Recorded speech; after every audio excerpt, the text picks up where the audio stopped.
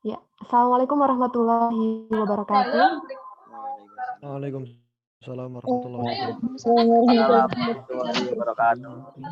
Alhamdulillahirrabbilalamin. Wabihi nasta'in wala umur dunya waddin. Wassalatu wassalamu ala asrofil anbiya'i wal mursalin.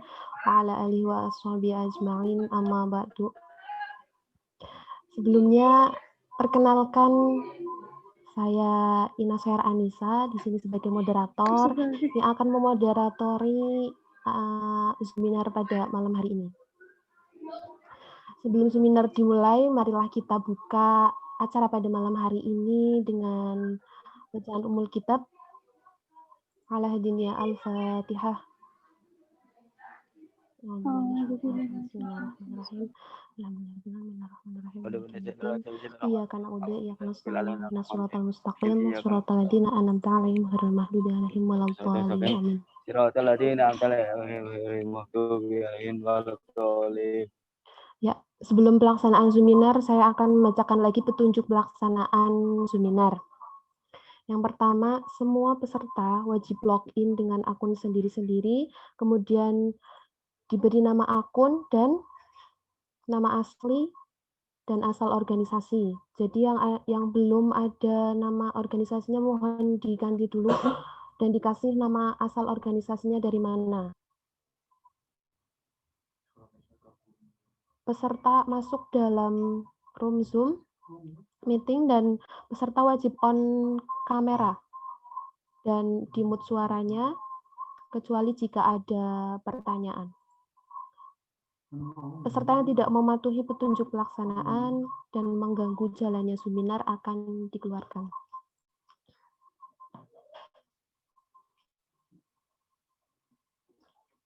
Ya.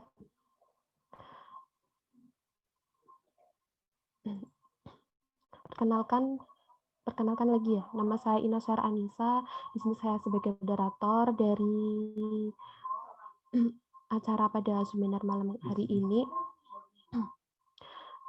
Saya dari PKPT IAIN Purwokerto dan akan memoderatori materi pada malam hari ini. Acara selanjutnya sambutan dari Ketua IPNU IAIN Purwokerto kepada rekan Syahid Husaini, dipersilakan.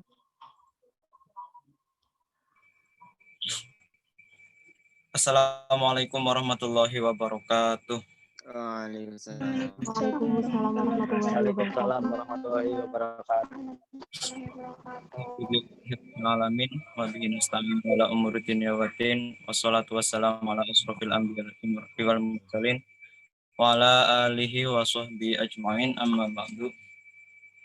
Puji syukur kita panjatkan kehadirat Allah Subhanahu wa taala yang telah memberikan kepada kita banyak nikmat nikmat sehat sehingga kita dapat berwajah bil wujuh pada malam hari ini walaupun secara virtual. Salawat serta salam marilah kita haturkan kepada kita junjungan Nabi Agung Muhammad sallallahu alaihi wasallam yang telah membawa kita umat manusia dari zaman jahiliyah menuju zaman yang terang benderang seperti sekarang ini. Yang saya hormati Rektor IAIN Purwokerto beserta semua jajaran kepengurusannya. Yang saya hormati pemateri rekan Gulam Dovir Mansur selaku Lembaga Komunikasi Perguruan Tinggi Pimpinan Pusat IPNU. Yang saya hormati PC IPNU IPPNU Banyumas, Kabupaten Banyumas beserta seluruh jajaran kepengurusannya. Yang saya hormati Ketua PAC seluruh Kabupaten Banyumas yang mengikuti acara seminar pada malam hari ini.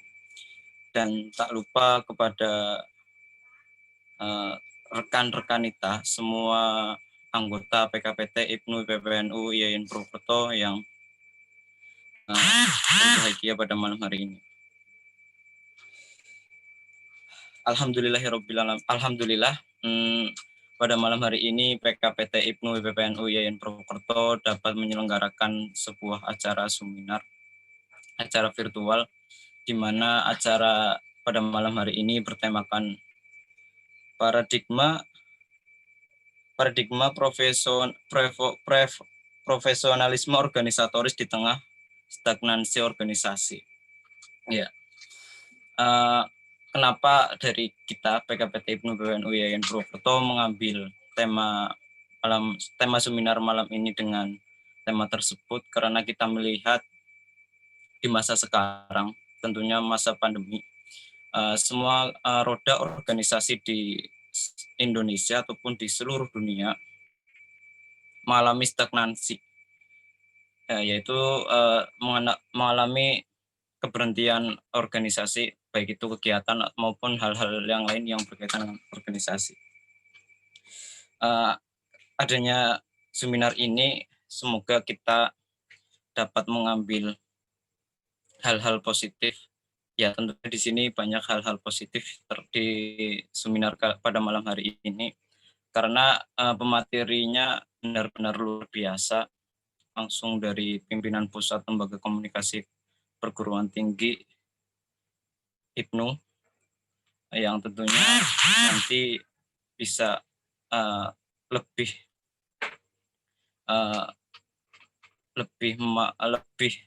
mengenalkan kita terkait tema yang kita bahas pada malam hari ini. Mungkin menyingkat waktu,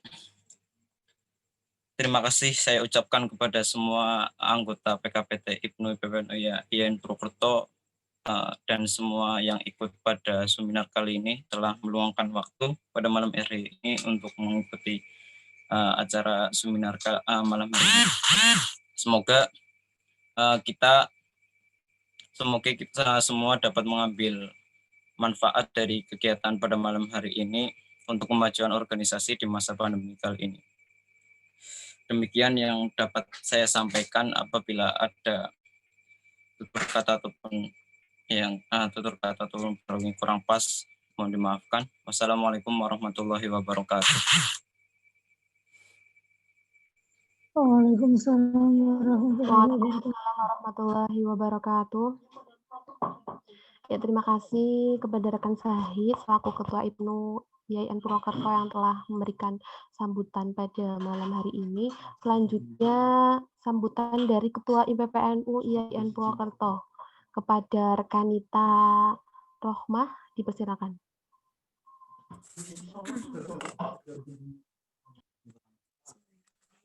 Assalamualaikum warahmatullahi wabarakatuh. Waalaikumsalam warahmatullahi wabarakatuh. Wassalatu wassalamu ala Rasulillah. Mic-nya belum dinyalain kayaknya itu. Yang saya hormati Ketua PKPT IPNU IAIN Purwokerto, kemudian yang paling saya hormati Al-Mukarram pemateri Mas Gulam Dufir Mansur, belum bergabung ya. Kemudian ada dari PC IPNU Banyumas yang sudah bergabung pula ya, tadi saya lihat. Puji syukur kepada Allah Subhanahu wa Ta'ala yang telah melimpahkan rahmat dan hidayahnya sehingga malam hari ini kita bisa mengikuti acara seminar PKPT IPNU IPPNU IAIN Purwokerto. Semoga acara ini berjalan dengan lancar sampai akhir, semoga sinyalnya baik, semoga tidak mati listrik, semoga baterai full, dan semuanya berjalan dengan lancar. Salawat serta salam semoga senantiasa tercurahkan kepada Nabi kita, Nabi Agung Muhammad Sallallahu Alaihi Wasallam. Semoga kita mendapat syafaatnya di yaumil qiyamah. Amin. Ya, rekan dan rekanita, acara seminar pada malam hari ini merupakan salah satu momen untuk menyapa rekan dan rekanita semuanya, terutama anggota PKPT yang sudah dari tahun sebelumnya dan calon anggota PKPT IPNU IPPN UIN Purwokerto yang kemarin sudah mendaftar dan kemudian sudah ada agenda untuk Makesta, kemudian ya ada sesuatu ya. Ini adalah momen bersilaturahmi kita semuanya. Semoga dengan ini teman-teman bisa merasa ini adalah organisasi dan memilikan juga.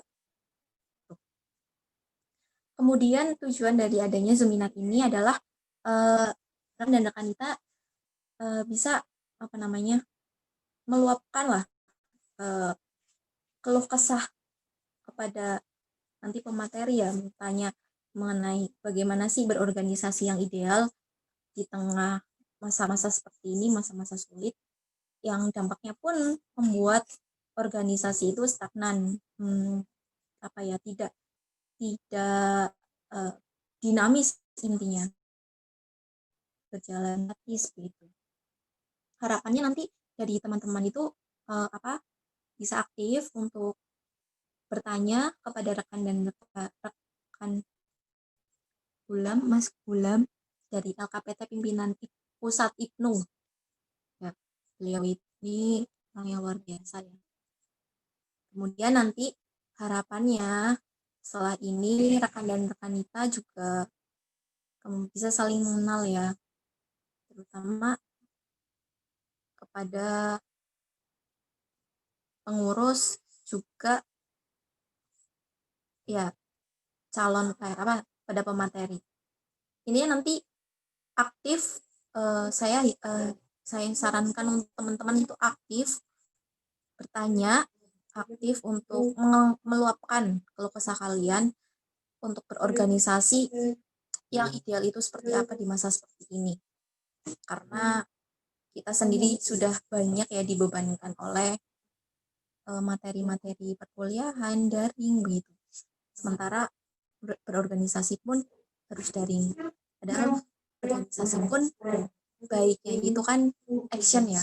Nah, seperti itu teman-teman. Seperti itu rekan dan rekan kita. Semoga acara ini bisa berjalan sampai akhir tanpa kendala sinyal, tanpa kendala listrik dan sebagainya. Dan membawa kemanfaatan untuk kita semua, serta menambahkan rasa semangat spirit kita berorganisasi dan berkhidmat di Nahdlatul Ulama. Sekian dari saya, mohon maaf apabila dapat kekeliruan. Selamat mengikuti Zoominar. Intinya jangan pasif, harus aktif. Dari saya, wallahul muwaffiq ila aqwamit thoriq. Wassalamualaikum warahmatullahi Waalaikumsalam Waalaikumsalam warahmatullahi wabarakatuh. Terima kasih. Saya sampaikan kepada rekan Lita Rohmah yang telah memberikan sambutan.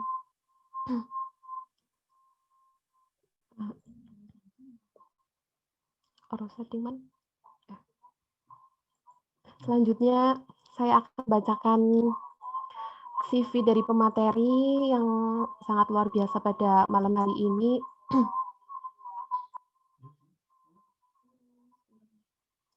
Kurikulum vitae pemateri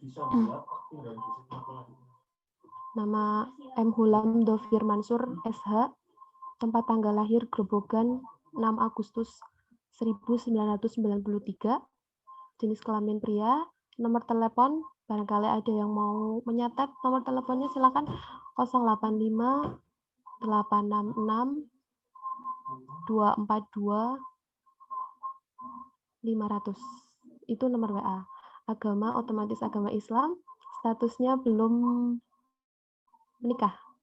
Alamat Selok RT 7 RW 3 Kecamatan Tawangharjo Kabupaten Grobogan. Lewat pendidikan TK Suniah Selok Grobogan, SD Suniah Selok Grobogan, SMP Suniah Selok Grobogan, MTS Suniah Selok Grobogan, MA Kudsiyah Kudus, perguruan tinggi Ilmu Hukum UNES Semarang, dan sekarang sedang magister hukum di UNES Semarang juga. Pendidikan non-formal. Diniyah Ula Suniyah Selo Grobogan, Diniyah Wusko Suniyah Selo Grobogan, Pondok Pesantren Matliul Anwar Selo Grobogan, Pondok Pesantren Darussalam Gontor Ponorogo, Pondok Pesantren Rodotul Tolibin Kerjasan Kudus, Pondok Pesantren Duratu Aswaja Semarang, Pondok Pesantren Asobri La Semarang. Pengalaman organisasi. PKPT Ibnu UNES Semarang, PC Ibnu Kota Semarang, PW Ibnu Jawa Tengah, Pimpinan Pusat Ibnu. Di PKPT Ibnu UNES Semarang, menjabat sebagai ketua, di PC Ibnu Kota Semarang, wakil sekretaris, di PW Ibnu Jawa Tengah, wakil ketua, pimpinan pusat Ibnu, sekarang sedang menjabat sebagai lembaga komunikasi perguruan tinggi. Moto hidup, La takun rodban fatu soru walaya bisan fatu kasaru, yang artinya jangan lembek sehingga kamu diperas, jangan lembek sehingga kamu dikeras, jangan keras sehingga kamu dipatahkan. Ya, mungkin itu CV dari pemateri pada malam hari ini.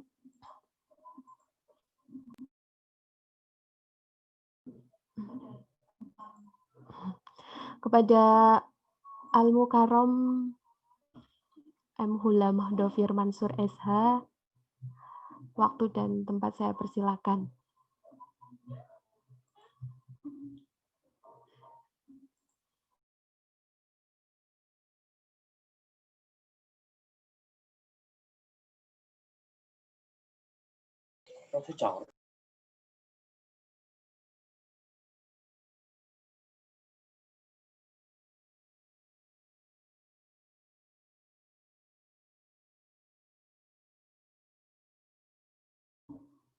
Mohon untuk peserta kameranya di-on-kan.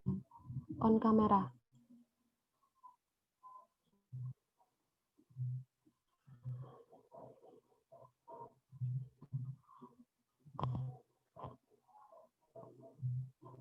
Katanya suruh menunggu Mas Bulan. Sudah bisa masuk Mbak Inas. Oh ya, sudah bisa Mas Ilham.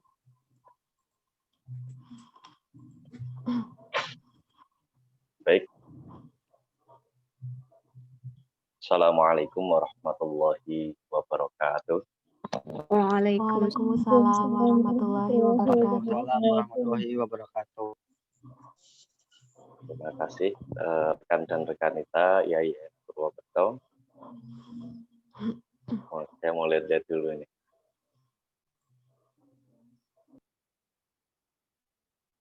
Selamat malam Mas Alwi.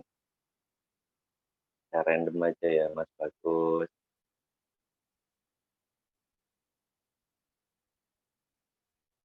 Mbak Nafi, serta yang terhormat Mbak Inas, yang paling al-mukarromah Mbak Tri Rezeki.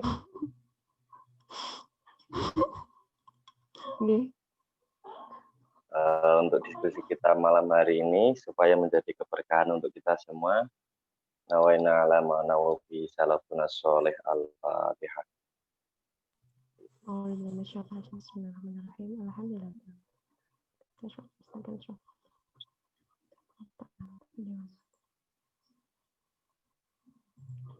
Yang pertama, mari kita panjatkan puji syukur kehadirat Allah Subhanahu wa taala. Malam ini kita bisa bersilaturahim meskipun secara daring. Yang padahal terakhir baru sekitar 2 minggu kemarin saya dari Cilacap, Kidul Siti lah, sama Banyumas, Purwokerto. Yang kedua, salawat serta salam mari kita haturkan kepada junjungan Nabi besar kita Muhammad Sallallahu Alaihi Wasallam. Semoga saya, panjenengan semua, keluarga kita, kerabat kita bisa mendapat syafaat beliau di yaumil qiyamah nanti. Amin Allahumma amin. Memasuki diskusi kita pada malam hari ini, sebelum saya mulai, Mbak Inas, ini waktu saya berapa menit, Mbak? Mbak moderator. Waktunya 30 menit. 30 menit untuk pemantik supaya tidak monolog gitu ya. Iya, betul. Tema kita pada malam hari ini itu begitu berat untuk diamanahkan kepada saya yang masih pembelajar. Tuhan sedang merekayasa malam ini bahwa saya belajar untuk berbicara, Anda untuk menyimak, mendengarkan, menerima materi, Mbak Inas, belajar mengatur timing diskusi kita pada malam hari ini. Bahwa kita sedang mau membahas mengenai bagaimana paradigma profesionalisme organisatoris di masa stagnasi organisasi. Bagaimana kalau kita dalam pesantren untuk membahas sesuatu, ada luwetan, silakan. Yang pertama, mari kita bahas secara luwes bahwa yang paradigma itu bahasa yang muncul dari barat. Dalam kitab-kitab klasik secara definitif per kata itu enggak ada. Paradigma itu bahasa Yunani. Kalau kita pahami, kebetulan saya lagi mengambil mata kuliah filsafat hukum di S2 ini oleh Dr. Indah Tri Utari, guru saya, dosen saya, supaya ilmu ini bersanad ya. Beliau mengutip dari Thomas Kuhn bahwa paradigma adalah cara pandang, nilai-nilai, metode, prinsip dasar, atau bagaimana cara memecahkan suatu masalah di suatu masyarakat menggunakan dasar satu metode ilmiah tertentu untuk komunitas tertentu. Sehingga patut kita pahami bahwa paradigma itu segala aspek filosofis, nilai dasar, metode, hal-hal yang menjadi fondasi, baik itu secara kognitif maupun afektif ya. Fondasi baik secara berpikir maupun bertindak. Fondasi baik secara berpikir maupun bertindak. Ini keywordnya saja, kalau secara definitif Kang Elan. Kita harus pahami bahwa paradigma itu fondasi, nilai-nilai dasar, metode, sudut pandang, point of view, baik secara pemikiran maupun secara tindakan untuk mengatasi suatu masalah tertentu. Masalah yang kita hadapi pada hari ini adalah terjadinya stagnasi organisasi atau organisasi yang mengalami kemandegan, tidak bisa ngapa-ngapain. Mau pakai aja kan diundur-undur ya. Purwokerto ya. Kemudian dalam masa stagnasi ini, bahwa kita orang-orang yang berorganisasi adalah orang-orang yang sedang belajar. Bahwa kita ini pelajar yang sedang belajar bagaimana menjadi profesional.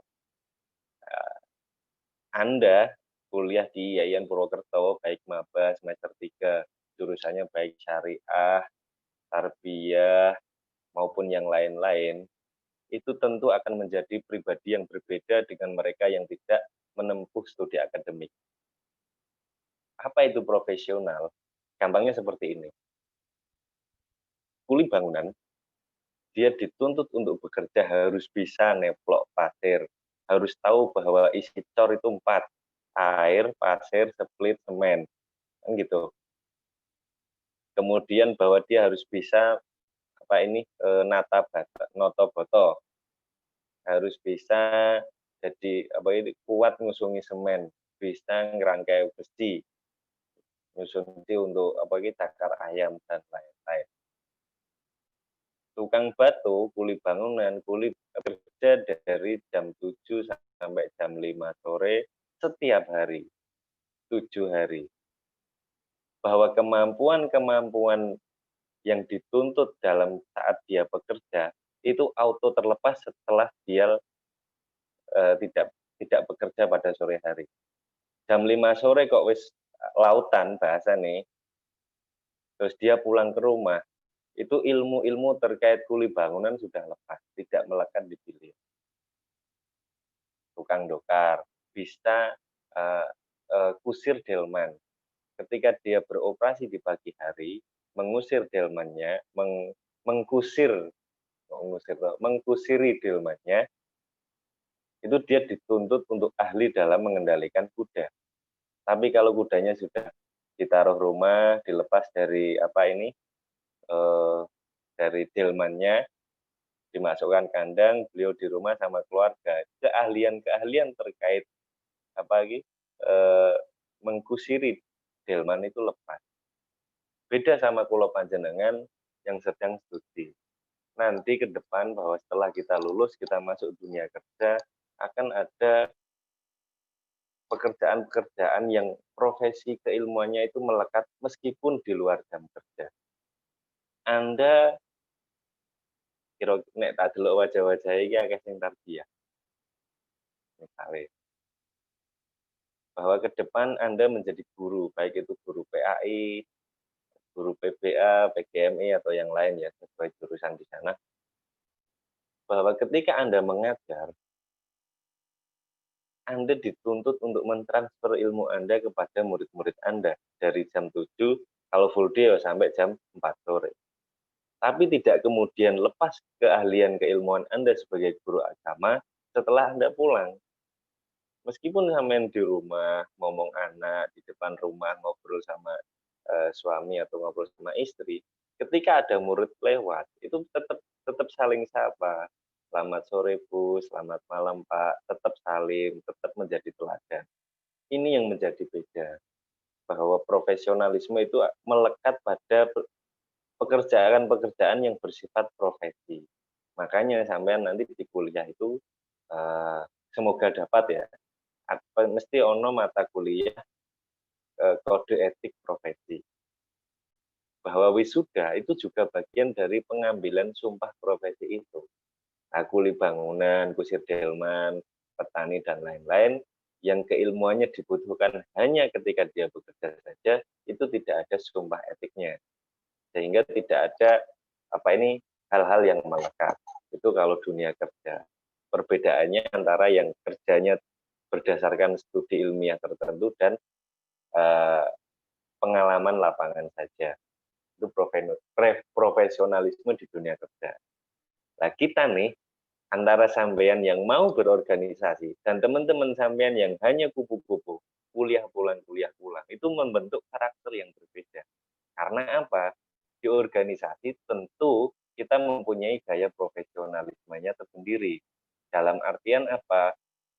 Meskipun kita sedang tidak berkegiatan IPNU IPPNU, kita tidak sedang di lokasi Makassar, kita tidak sedang beracara pelatihan, kita lagi di rumah, ada teman main, tentu kula panjenengan disorot bahwa di pundak kita ini ada ilmu IPPNU.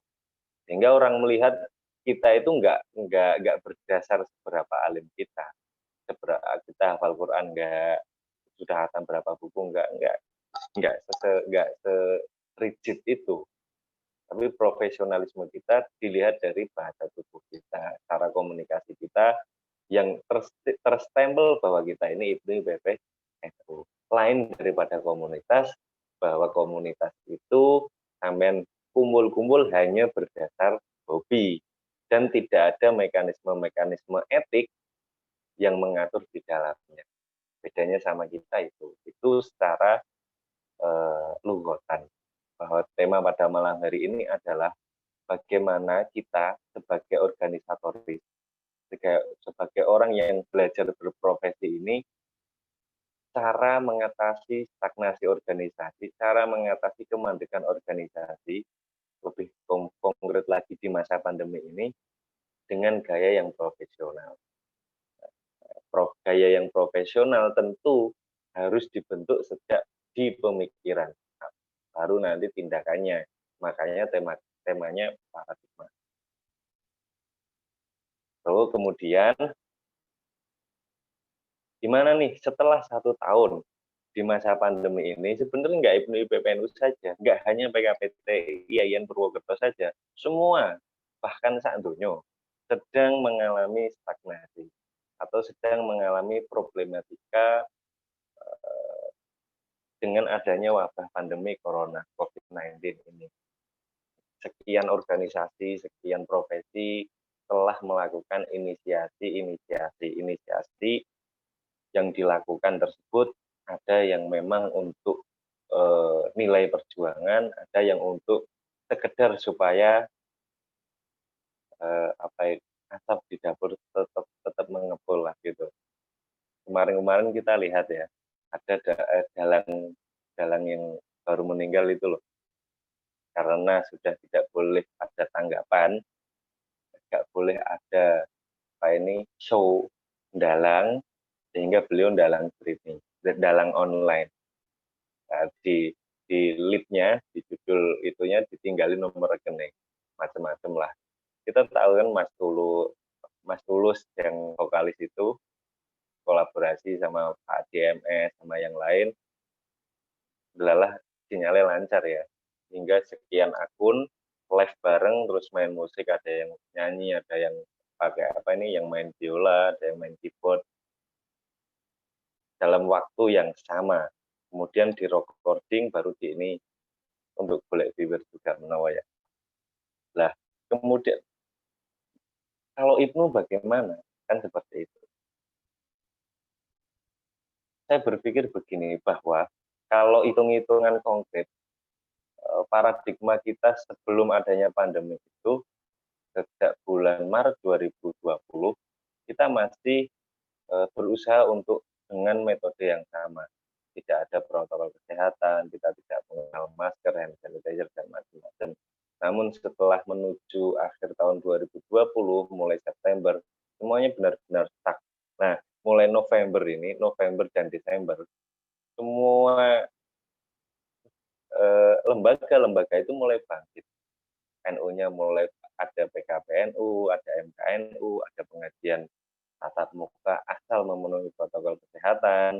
Yang Ansor juga beberapa, Ansor per 1 November itu sudah mulai konversi. Pimpinan pusatnya sudah mulai mengagendakan mendatangi konferensi-konferensi cabang yang ada di kabupaten kota. Nah, IPNU IPPNU juga sama. Mendekati libur sekolah akhir tahun ini, juga cabang-cabang PAC itu sudah mulai mengadakan kaderisasi, makta, lakmu, dan macam-macam. Nah, bahwa itu adalah ikhtiar oleh teman-teman IPNU di sekian daerah untuk bangkit dari yang namanya pandemi, mengadakan kegiatan dengan tetap mengikuti protokol kesehatan, itu adalah contoh konkret sekian upaya untuk mengatasi stagnasi organisasi yang ada. Nah, nasibnya nih adalah untuk pimpinan komisariat, baik sekolah maupun komisariat perguruan tinggi, karena periodenya 1 tahun, itu menjadi waktu itu menjadi sesuatu yang mahal.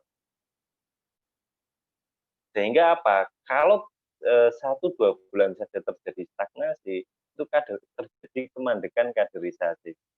Padahal tugas kita IPNU IPPNU dari Bapak kita Nahdlatul Ulama adalah menyiapkan kader-kader Nahdlatul Ulama, menyiapkan kader-kader Ansor, Fatayat, Muslimat 5-10 tahun ke depan. Tugas kita hanya membuka gerbang NU, mengajak teman-teman yang di usia 13-27, kemudian ke depannya mau berprofesi apa, mau jadi apa, yang penting mereka tetap dalam rumah tangga itu. Nah, teman-teman, dalam menghadirkan paradigma pola berpikir pelajar, pola berpikir kita sebagai IPNU IPPNU, supaya tidak jadi stuck organisasinya, tentu harus ada pemikiran-pemikiran yang sifatnya solusioner, yang sifatnya itu alternatif bagaimana cara kita bisa bersahabat dengan pandemi dengan tidak lepas dari 5 paradigma pelajar Ibnu IPPNU. Bahwa jenengan mau makesta, nanti tentu materi ini juga akan disampaikan di makesta kalau pematerinya saya. Bahwa apa? Yang pertama tentu saya jenengan sebagai pelajar yang masih menuntut ilmu perlu harus dipupuk selalu. Tapi gini, sebelum lima paradigma ini saya hadirkan ke jenengan. Sampean simple ya di otak belakang kita. Kalau motivator bilang itu kita punya namanya amigdala. Unsur inti cara kita berpikir. Yang menyebabkan kita bisa berpikir. Kemudian kita punya otak untuk nyimpen pemikiran, disitulah paradigma bergelut. Setelah apa-apa yang Anda pikir, Anda omongkan, nah itu sudah menjadi sesuatu yang diimplementasikan. Sehingga paradigma itu menjadi hal-hal yang mendasar dan sudah kita kelola di pikiran-pikiran kita, yang membentuk pikiran kita.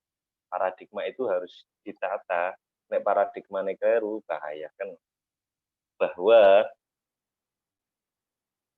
paradigma semalam saya ngopi di Sragen, sekarang saya lagi di Ngawi. Semalam saya ngopi di Sragen, paradigma berpikir saya bahwa sekian dalil Quran itu mengharamkan judi. Saya pernah mencoba waktu masih SMP untuk judi hasil pertandingan bola, tebak skor. Delalah 2 kali Piala Dunia kalah. Sehingga, ternyata judi haram itu pun tidak bermanfaat bagi saya. Sehingga saya tidak berjudi lagi. Bahwa judi itu haram, itu adalah paradigma agama yang masuk kepada pikiran saya. Yang kemudian saya tabrak, secara afektif saya tetap berjudi, kemudian delalah ke orang hasil, kemudian saya berhenti berjudi. Ini antara paradigma saya kan lagi perang sama godaan setan. Nah, semalam saya ngopi, itu saya nongkrong dengan pemuda biasa. Pemuda sedang kuliah di Solo, anak Sragen. Dia berjudi, kemudian mendapatkan hasil judi ini kok ya? Kayak main poker online ngono lah. Kuwi entuk 24 juta. Umure ning isor ku ada semester 3. Yang kemudian hadir paradigmanya ke dia adalah bahwa berjudi itu menghasilkan duit. Pikirannya wonge bahwa menghasilkan duit yang mudah adalah dengan cara berjudi. Sehingga tuku iPhone 12 Pro regane 20.500.000. Sisane dienggo judi meneh. Padahal ketika pagi itu mendapatkan uang segitu, itu ngepasi adzan subuh, wongnya langsung wudu, sholat subuh, terus syukur. Tapi setelah bersyukur pagi-pagi berangkat beli HP, malamnya ngopi ketemu saya judi lagi. Bahwa paradigma yang di sini adalah tidak mengenal judi itu dosa atau enggak, tapi judi bagian dari kerja. Bahwa kerja adalah untuk menghasilkan uang. Kan repot. Paradigma apalagi jenengan mahasiswa ya, bahwa pola dasar berpikir sampeyan kuwi kudu ditata tenan. Nanti bahaya kalau kayak anak SD hari ini loh. Jenengan sering di IG kan melihat mamalia adalah harusnya jawaban di LKS adalah karena kalau paradigmanya dibangun oleh ruang kelas, dia akan menjawab mamalia adalah hewan yang menyusui. Kan ngono. Tapi di story IG, di story WA, mamalia adalah mamanya Mbak Lia. Dijawab oleh anak SD seperti itu. Karena paradigma yang hadir apa? Ya setahu dia punya teman namanya Lia. Lia kalau manggil ibunya mama kan ngono. Sehingga paradigma yang hadir yo paradigma yang hadir oleh faktor realitas lapangan itu lebih banyak dibanding paradigma yang masuk ke dia dari ruang-ruang kelas, ruang-ruang pembelajaran. Ini yang menjadi perbedaan ini ning jopo wakeh karena sudah jelas ya likul liroksin royun. Setiap kepala itu punya paradigmanya masing-masing. Nah, Pulau Panjenengan dalam menjaga Ibnu PPNU khususnya di Yayan Purwokerto itu supaya tidak mengalami stagnasi, kita harus menghadirkan alternatif-alternatif kegiatan yang tidak lepas dari paradigma kita. Ada 5. Yang pertama adalah paradigma kebangsaan. Ini kalau poin-poinnya sih jenengan semua pasti udah tahu lah. Yang pertama adalah paradigma kebangsaan. Maksudnya apa? Bahwa asas kerakyatan, kebijaksanaan, seperti itu baik kita hidup tatap muka dengan orang maupun virtual, antar pengurus atau antar calon peserta kita, itu harus tetap dibangun. Kan menjadi PR berat bagi pengurus PKPTI Yayan Purwokerto sampai hari ini untuk mempertahankan paradigma bahwa berkuliah dan beribnu itu dua hal yang bisa sejalan dan tidak berseberangan, dan semakin memupuk kualitas calon peserta Makesta. Minimal supaya calon peserta Makesta itu tidak les grup, kan ngono. Nah, paradigma ini harus ditanamkan bahwa di dalam komunikasi dengan teman-teman di kampus itu tentu dihadirkan paradigma kebangsaan meliputi adanya kerakyatan, kemudian asas kebinekaan, pola pikir bahwa di IAIN Purwokerto itu isinya mahasiswa-mahasiswa heterogen, sehingga dalam berkomunikasi saja itu harus ada pola komunikasi yang tepat sasaran, artinya tidak salah tafsir. Konkretnya seperti itu, karena bagian saya malam ini tentu hanya menjelaskan bagaimana paradigma itu ditanam. Setelah menjadi pemikiran dan tindakan itu tetap menjadi hal-hal yang perlu Anda sikapi setelah diskusi ini. Bagian dari paradigma kebangsaan itu juga menjunjung tinggi persatuan dan kesatuan. Ini NU banget lah, bahwa kita ini nasionalisme kita tuh insya Allah wes patut lah, bahwa kita ini pelajar yang nasionalis, bahwa kita ini pelajar yang soal kesatuan, persatuan, hakikat dan martabat kita sebagai bangsa Indonesia itu patut dipertahankan. Yang kedua, harus ada paradigma keislaman. Paradigma keislaman sudah sangat kita kenal sekali di sekian ribu forum yang diisi oleh ulama itu, bahwa paradigma berpikir dan bersikap toleran, tawasud, tawazun, tasamuh, i'tidal, amar ma'ruf nahi munkar, baik dimanapun dan kapanpun, itu menjadi ciri khas paradigma kita. Baik itu dalam forum diskusi, bahsul masail, sowan kiai, atau sekedar jenengan kongko dengan rekan-rekan kita di angkringan, menjadi ciri khas panjenengan. Yang ketiga adalah paradigma keilmuan. Pola pikir dan pola tindakan keilmuan kita tetap harus dibangun di masa ini, bagaimanapun caranya. Bagian dari usaha teman-teman pengurus PKPT Ibnu PPNU IAIN Purwokerto malam ini dengan menggelar Zoominar ini adalah bagian dari menjaga paradigma keilmuan di PKPT itu tetap ada. Dengan mengikut sertakan saya bersilaturahmi dengan panjenengan semua, mendiskusikan bagaimana berparadigma dalam secara profesional. Lagi profesionalisme itu etik yang mengikat.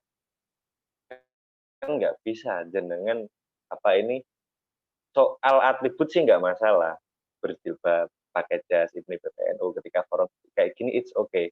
Tapi bukan berarti ketika jenengan sedang tidak ber-IPNI PPNU, sedang tidak pakai jas, sedang tidak pakai bros IPP yang segitiga itu, sedang tidak pakai atribut IPNI PPNU, bukan berarti Anda sebagai pelajar IPNI PPNU Anda lepas dari tanggung jawab profesional sebagai pelajar Nahdlatul Ulama. Memang proses masing-masing kan berbeda. Anda yang kenal Ibnu itu sudah dari lahir procot gede hijau karena bapak ibunya kiai. Untuk saya yang orang jalanan masuk IPNI PPNU kan dalam rangka pertaubatan kan gitu. Dalam saya karena IPNI PPNU berperan banyak menahan, mengerem hal-hal yang menjadi potensi dosa saya adalah direm oleh IPNI PPNU. Nah, paradigma keilmuan itu harus dihadirkan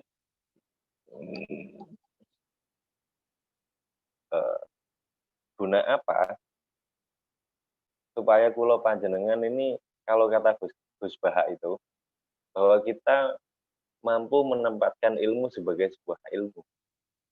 Jenengan kader PKPT IPNI PPNU dalam tubuh IPNI PPNU secara global, bahwa kita dibanding kader ranting, kader PAT, kader komisariat pesantren adalah kita dianggap sebagai kader-kader yang mempunyai potensi lebih dari segi keilmuan, dari segi intelektualitas.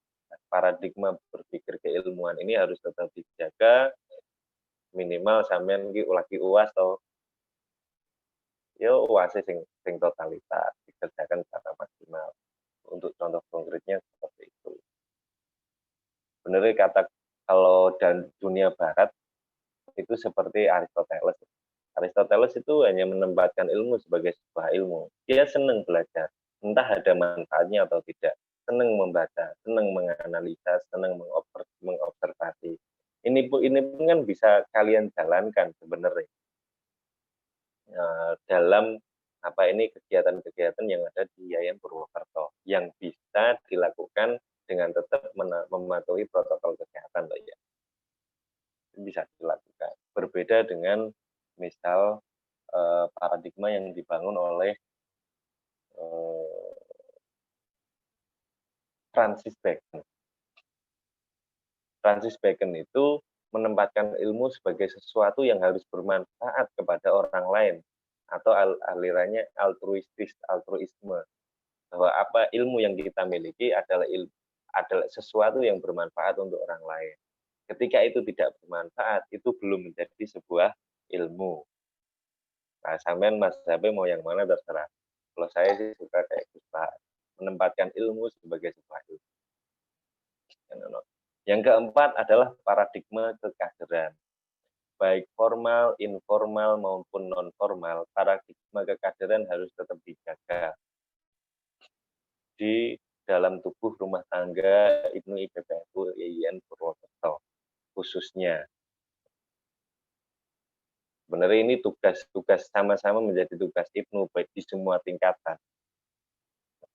Paradigma yang perlu dihadirkan di setiap mindset dan tindakan kader IPNI PPNU dimanapun dan kapanpun. Jadi untuk diskusi kita malam ini ya minimal skop Yayan Purwokerto. Paradigma kekaderan kalau memang diusahakan kok masih tidak bisa untuk melakukan pengkaderan formal, ya dilakukan kaderisasi informal atau non formal. Bahwa Zuminar pada malam hari ini dengan hadirnya sekian rekan-rekan kita yang berjumlah 40-an. Yang berjumlah 40-an ini ya kira-kira satu kelas lah ya. Bagian dari ikhtiar menanggulangi stagnasi organisasi IPNI PPNU YIN Purwokerto dalam rangka kaderisasi non formal untuk calon anggota. Bagaimanapun kan IPNI PPNU itu organisasi kaderisasi. Eksistensi kita cuma 3 ya di garis besar haluan organisasi. kita sebagai sebuah organisasi tugasnya cuma 3. Yang pertama adalah organisasi itu sendiri, mempertahankan IPNU PPNU, ada struktur, ada kegiatan, ada dinamika organisasi, ada pengembangan skill anggota, itu tugas kita pertama.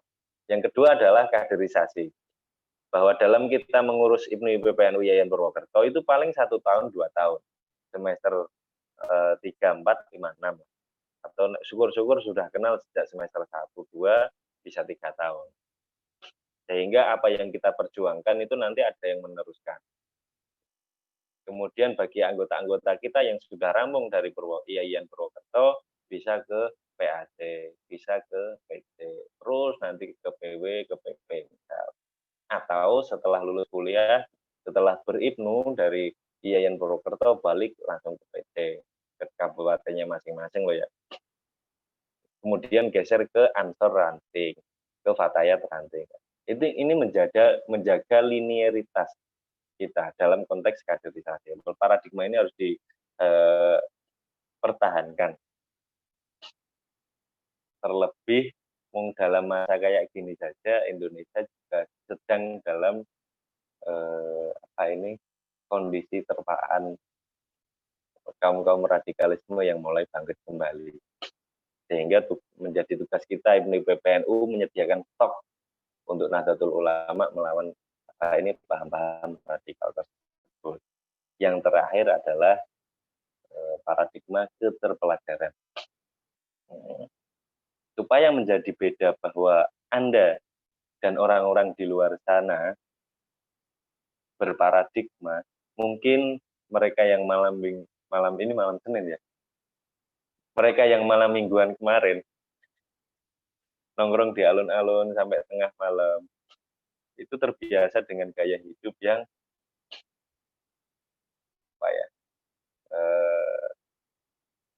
anfaedah lah. Bahasanya sampean itu kegiatan-kegiatan yang anfaedah, ngumpul-ngumpul, ngopi, gak jelas toh. Nah, terus mereka kadang itu nyuwun sewu rada saru ya. Nguyah sak nggon-nggon ning isor wit, ning ban motor ngono kuwi lho. Nah, paradigma orang terpelajar kan tetap melekat etik-etik yang dari ilmu yang didapat. Kan nggak mungkin kalau panjenengan menjadi pribadi yang serapah bertindak, kumpul-kumpul nggak jelas, nguyuh tak gon-gon ya jelas. Maksudnya apa? Bahwa kita sebagai pelajar IPNU PPNU, sebagai orang yang distempeli terpelajar,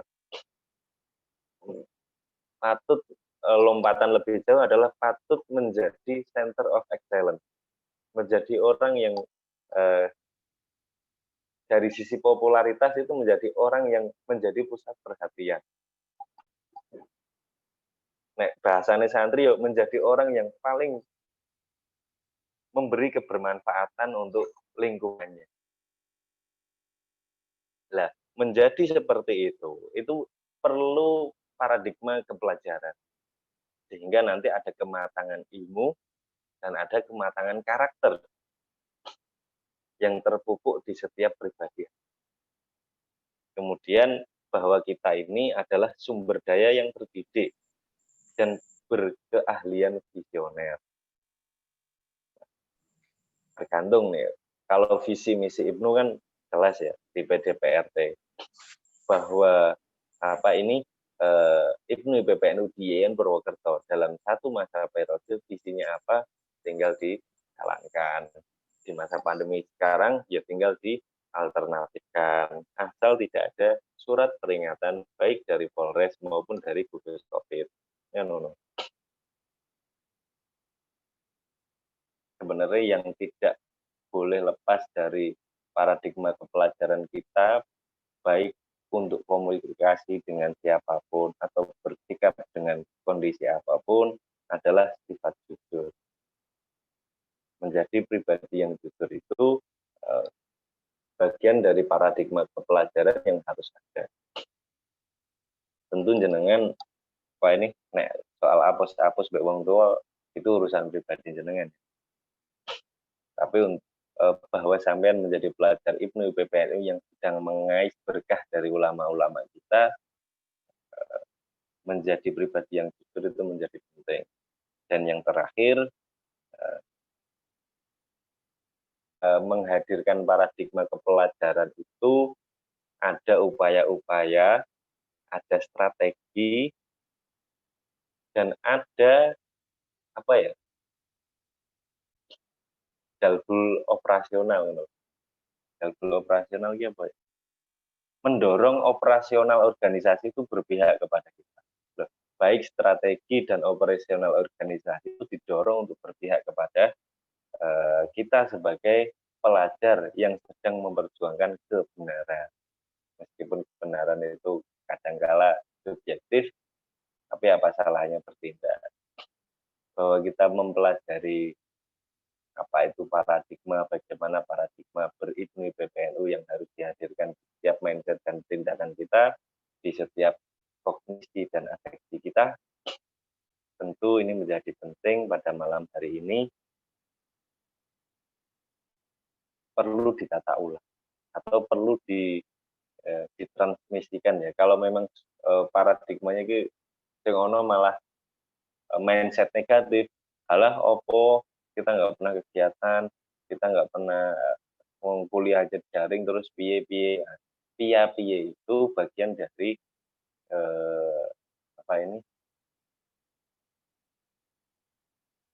sebenarnya bagian dari yuwaswi sufi sudurin, bagian dari apa yang kekhawatiran yang dibangun oleh setan kepada kita.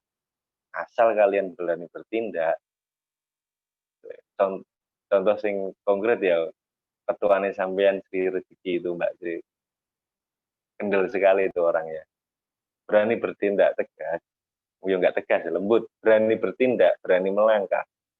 Itu tentu stagnasi profesionalisme organisatoris kampus yang dikhawatirkan itu tidak terjadi. Barangkali itu sebagai pemantik diskusi kita pada malam hari ini, Mbak Inas. Saya harap ada respon dari peserta, kecuali dari di sini di forum ini ada guru saya yang turut hadir, saya sungkan sekali. Ada Mas Agung Sudrajat. Pak Gulam glowing sekali. Oh ya, ini lighting-nya cukup. Begitu Mbak Inas, monggo dilempar ke teman-teman, ada rekan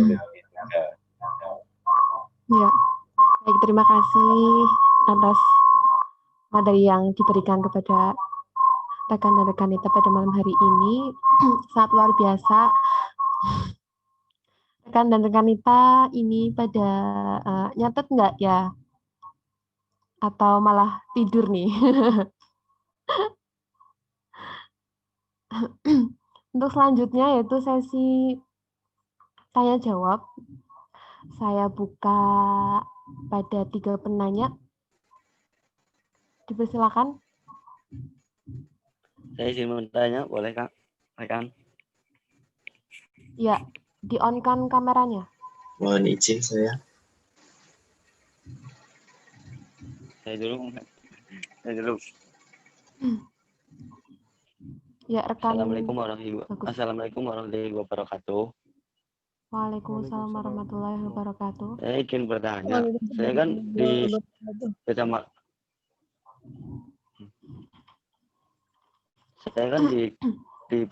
di PAC kan saya menjabat. Sedangkan saya kan di sini kan tujuannya untuk menunjukkan pendidikan. Terus saya mengikuti PKPT, sebenarnya rasanya tidak bertanggung jawab gitu loh. Apa yang Anda lakukan biar dua-duanya itu bertanggung jawab gitu. Ke PAC dan PKPT itu terpenuhi gitu. Terima kasih. Ya, terima kasih atas pertanyaannya dari rekan Bagus. Yang pada intinya rekan Bagus itu di rumah mengikuti PAC dan menjabat, tetapi di sini juga mengikuti PKPT. Nah, terus apa yang Anda bisa lakukan agar semuanya ikut aktif begitu, rekan Bagus. Ya kayak gitu, rekan Inas. Makasih. Saya tampung dulu. Tadi ada yang mau bertanya lagi. Siapa ya? Mohon untuk di-on-kan kameranya.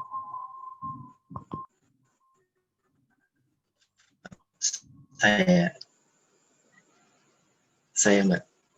Oh ya, silakan. Dari Mohon siapa? izin, Rekan siapa? Ya. Fandi. Bisa terdengar suaranya? Ya, bisa.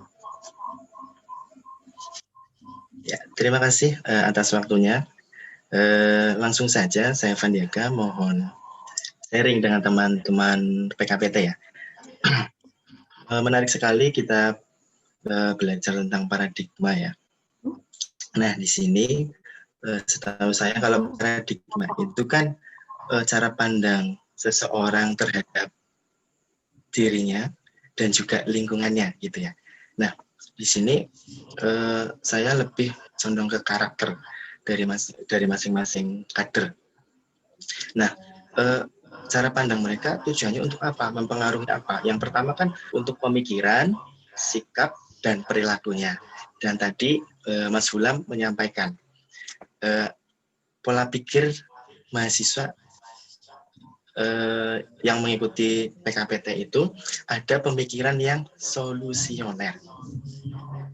Nah, di situ saya ingin tahu apakah di PKPT IAIN Purwokerto itu kader-kadernya itu sudah tumbuh pola pikir solusioner.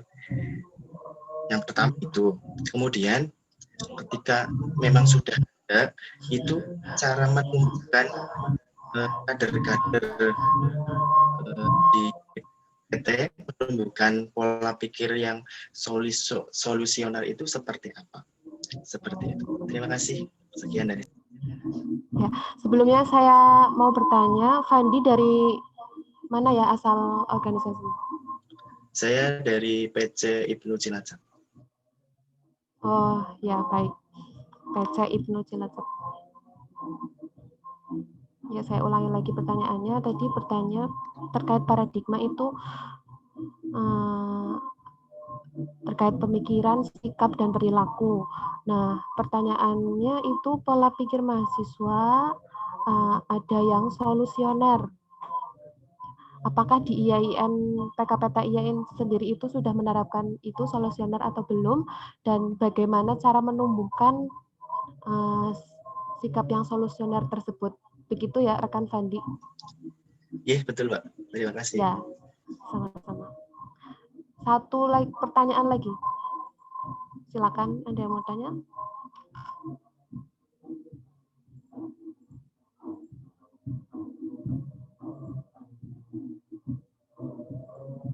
Ya, dari rekan-rekan kita ada lagi?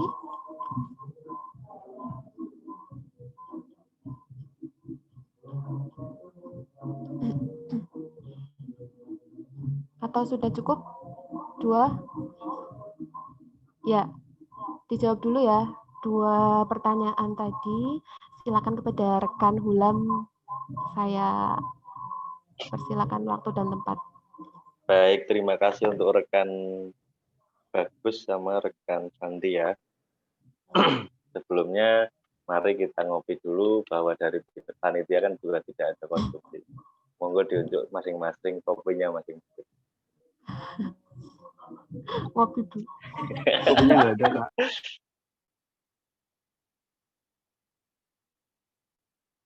Yang pertama, untuk rekan Bagus,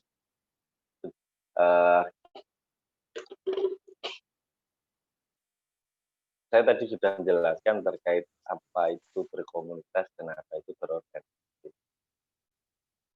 Dari sisi paradigma seperti itu ya, bahwa dari sisi struktur kita harus bisa membedakan itu.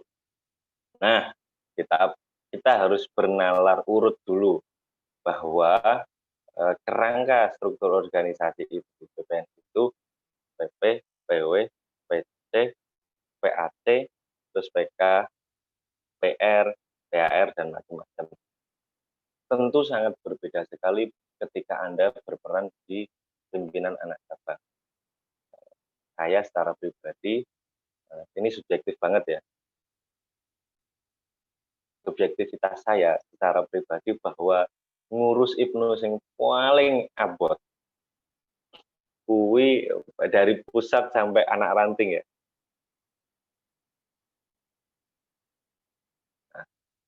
Kuwi paling abot ngurusi PAT. Satu dari segi dia bahwa perjuangannya adalah kewilayahan, teritori, geografis, membawai desa-desa. Tapi ora duwe daya tekan.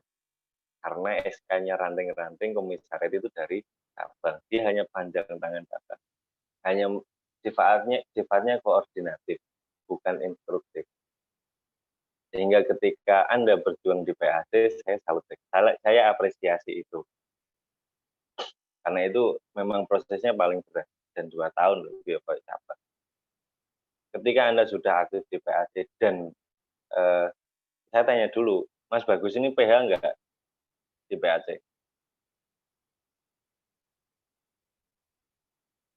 Enggak, sebagai jaringan pondok pesantren dan sekolah. Wakil ketua berarti? Apa wakil sekretaris? Apa departemen?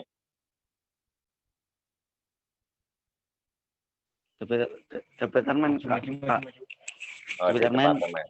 Jaringan pondok pesantren di sekolah. Oke, di departemen. Di PKPT sudah masuk atau baru calon anggota?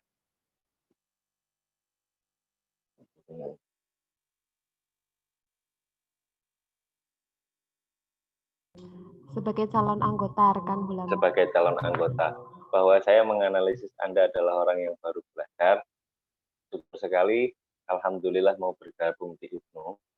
Bagaimana Anda sudah benar aktif di PAT, yang kemudian Anda kuliah di IAIN Purwokerto dan ada Ibnu IPPNU di situ, maka bergabung. Karena fungsinya apa? Gini, kenapa PKPT, kenapa Ibnu IPPNU dihadirkan di kampus? Yang pertama, karena memang kembali ke Kitoh tahun 2003 ya, bidang garap Ibnu itu ya pelajar, ya mahasiswa, ya santri pondok pesantren. Itu fungsinya internal itu untuk menumbuhkan jiwa Ahlus Sunnah wal Jamaah An-Nahdiyah kepada mereka-mereka yang terlahir sejak itu sekolah SD sampai SMA negeri dan tidak mengenal ideologi Ahlus Sunnah wal Jamaah. Kemudian fungsinya kalau sudah jadi pengurus Ibnu PPNU, tadi secara internal itu untuk menebarkan Ahlus Sunnah wal Jamaah, ya untuk keluar, kalau ranting dan PAC di situ kok belum ada, ya teman-teman yang dianggap intelektual ini bertanggung jawab untuk menghidupkan ranting dan PAC yang ada di sekitar kampus tersebut. Atau yang ketiga, untuk menjaga linearitas, supaya kita tetap di dalam rumah besar Nahdlatul Ulama. NU sebagai bapak itu cuma punya banom muslimat bojoe, anak lanang Ansor, anak wedok Fatayat, terus bontot lanang Ibnu, bontot wedok IPPNU. Untuk menjaga linearitas ben sampean itu selalu dalam rumah besar Ibnu Nahdlatul Ulama, sejak kecil MTS, SMA itu ada komisariat sekolah. Syukur-syukur di rumah ikut ranting. Waktu MTS ikut ranting, waktu SMA ikut PAD. Kemudian sampean merantau kuliah itu tetap di dalam tubuh Nahdlatul Ulama. Badan otonomnya Ibnu IPPNU di PKPT yang ada di kampus tersebut. Sampean lulus balik, itu mau tetap di Ibnu selagi sebelum 27 atau mau geser ke Ansor, itu terserah jenengan. Sehingga bagaimana, terus apa yang perlu Anda lakukan untuk tetap fokus keduanya, dinawa itu bahwa Anda ini menjaga linearitas ideologi ini sampean biar tetap Ahlus Sunnah wal Jamaah An-Nahdiyah. Baik sejak sampean mengenal Ibnu di PAT, dari ranting, sampai sampean di perguruan tinggi, sampai sampean lulus nanti, sampean Ansora. Minimal ini untuk menjadi bekal ketika sampean keluar, sampean menjadi pribadi yang berilmu dan mampu membendung paham-paham radikalisme yang sedang menggerogoti kita. Nawaitunya seperti itu, Mas. Karena bagaimana cara tindakan apa yang perlu dilakukan supaya aktif dua-duanya, ditoto sik niate. Ngapain Anda di PKPT kan gitu, bahwa di rumah sudah PKT. Nah, gitu. Minimal yang paling tepat tak delok secara objektif, sampean perlu ditoto untuk menjaga linearitas sampean. Ini juga pesan untuk teman-teman yang lain yang sedang menyimak ya, bahwa menjaga linearitas itu penting. Karena apa? Menjadi patut dievaluasi lah. Saya 7 hari di Jombang 2015 lalu. Waktu muktamar ketiga-tiga, waktu NU dengan menjebol sejarah menghadirkan rasa Islam Nusantara. Di luar dinamika itu, dalam arena muktamarnya, bahkan di media-media sampean bisa lihat ya, ketika sampean googling berita soal muktamar, itu banyak orang-orang yang berperan di Nahdlatul Ulama, tapi tidak rasa Nahdlatul Ulama. Lah kita yang sudah berahlus sunnah wal jamaah an-nahdliyah, mengenal NU sejak Ibnu, itu tentu berbeda nanti ke depannya ketika kita beransor maupun Nahdlatul Ulama dengan orang-orang yang mengenal NU dari sejak ansor atau mengenal NU dari sejak NU. Jadi mau 40 tahun baru mengenal NU, itu rasanya lain. Nah, kita lah orang-orang yang secara kepatutan itu lebih berhak ngurusi NU dibanding mereka. 2015 lalu tidak perlu disebutkan nama ya kan, banyak ya orang-orang yang atas nama Nahdlatul, atas nama NU, jadi pengurus NU rasa partai politik, loh. Pengurus NU rasa politisi, pengurus NU rasa birokrat. Memang NU itu mewadai semua, tapi landasan dasarnya tentu menjadi beda ketika NU diurus oleh orang-orang kayak kita yang sudah mengenal ruh manhaj fikir, manhaj harokah dari sejak Ibnu PPNU, berbeda dengan mereka yang masuk ke pengurusan NU baru usia 40 lebih kayak gitu. Makanya sampean ditoto niate untuk nawa itu menjaga linearitas. Dan sampean di rumah yo PAT-nan, di kampus, di kos-kosan, berkuliah juga ber-PKPT-an. Ini linearitas ini patut dijaga untuk menjaga diri sampean, minimal sampean orang kebawa oleh arus yang lain. Wong jangankan NU yo, Ibnu di Kongres Cirebon kemarin kan yo akeh, Ibnu rasa PMII, Ibnu rasa HMI, Ibnu rasa IPM, macam-macam. Nanti kalau sampean keluar mengenal dunia luar itu, sampean baru tahu rasanya, oh ternyata manfaat menjaga linearitas tetap hanya di tubuh Nahdlatul Ulama melalui Ibnu PPNU itu seperti ini. Kira-kira seperti itu. Semoga nawa itu ini bisa ditanamkan di akal dan hati jenengan, kemudian terrefleksikan sampean bisa aktif kedua-keduanya. Itu Mas ya, Mas Gus. Yang kedua adalah untuk Mas Fandi. Mas Fandi Lutfi, kulo sama jenengan, biar saya rasanya mengobrol gitu loh. Tak cari dulu Mas Fandi Lutfi. Saya ini pakai handphone deh. Hilang. Fandi Agam ini ya. Oke. Mas Fandi Agam, saya dan jenengan itu berangkat dari dua definisi yang berbeda mengenai paradigma. Yang saya kutipkan Thomas Kuhn. Jenengan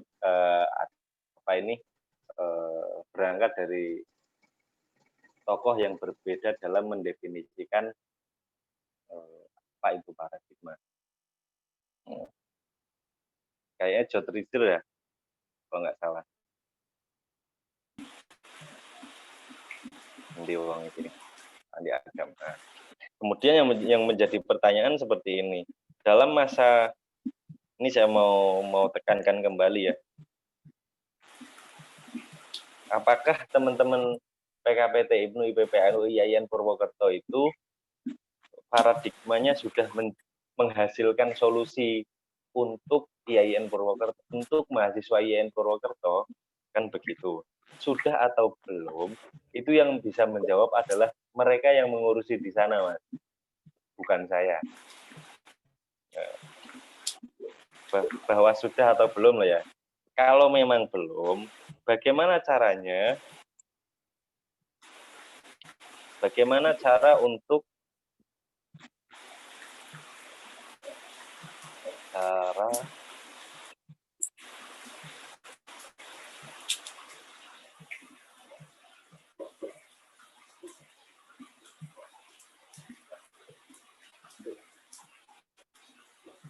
menumbuhkan?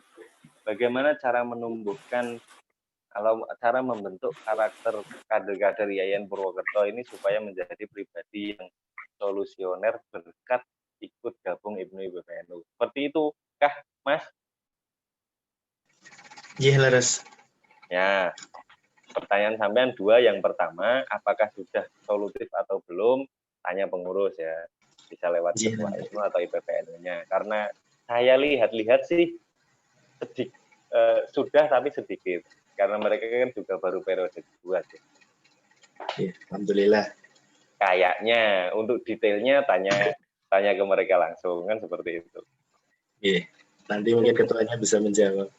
Oh iya, Mas Syahid, mireng ya Mas Syahid ya. Itu. Lah kemudian apakah kalau memang belum, gimana numbuhinnya? Bahwa menjadi solusi itu tentu kontekstual. IPNU IPPNU secara teks itu perangkatnya sudah ready semua.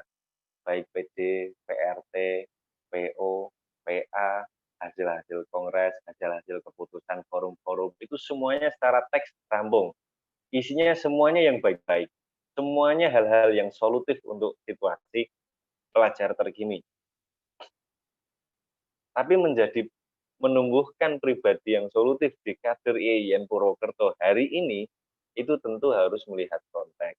Makanya saya selalu berpesan kepada teman-teman PKPT itu, termasuk teman-teman PAT, PC, ketika mau rapat kerja, untuk menyusun kegiatan itu harus based on problem, berbasis masalah yang ada, atau based on need, berbasis kebutuhan yang ada.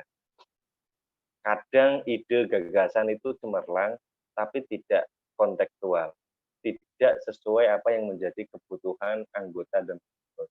Ini sering terjadi. Bahkan sepele, hanya gara-gara nuruti proyek yang ada, baik dari pemerintah maupun dari dewan yang menjadi pembina. Saya nggak memungkiri bahwa kita sebagai organisasi Nitlaba itu memang ditopang oleh support dari eksternal kita. Tapi itu kadang yang menjadi problem, merubah arah haluan program kerja organisasi menjadi insidental ya. Kegiatannya apa ngosek ngenteni program.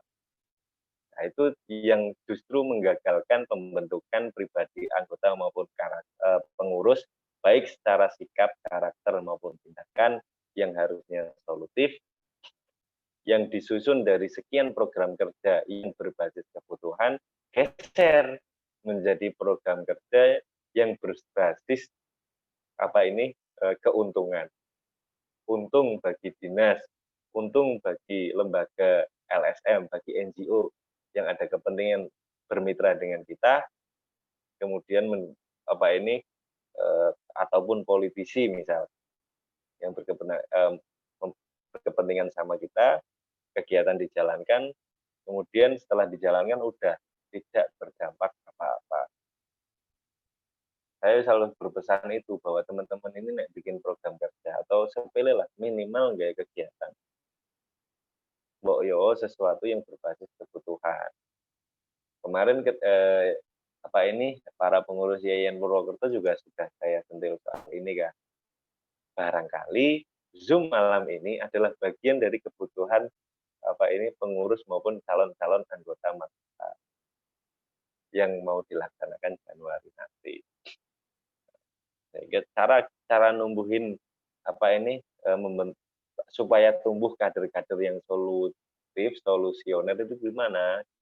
mengurus, bikinlah program yang berbasis kebutuhan. Kalau di daerah Banyumasan gitu kan saya lihat cara berilmu PPNU itu masih kental dengan dunia kesusastraan ya. Dengan dunia tulis menulis, dengan dunia akademik, sastrawi, seni kayak gitu loh. Berbeda dengan ala-ala Pantura.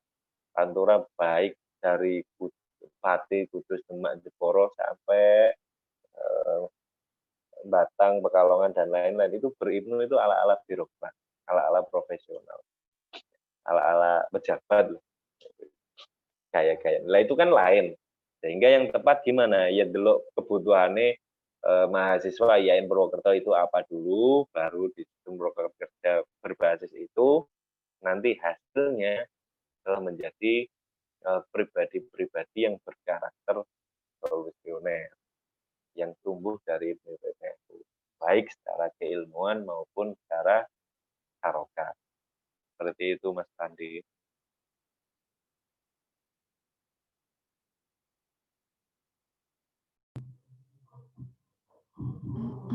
Ya, begitu Mas Fandi, bisa dipahami. Terkait tadi yang solusioner, apakah di PKPT-IAIN itu sudah menerapkan solusioner atau belum? Saya serahkan kepada Ketua IPNU. Yang pertama menjawab Ketua IPNU dulu, kepada rekan Syahid. Persilahkan.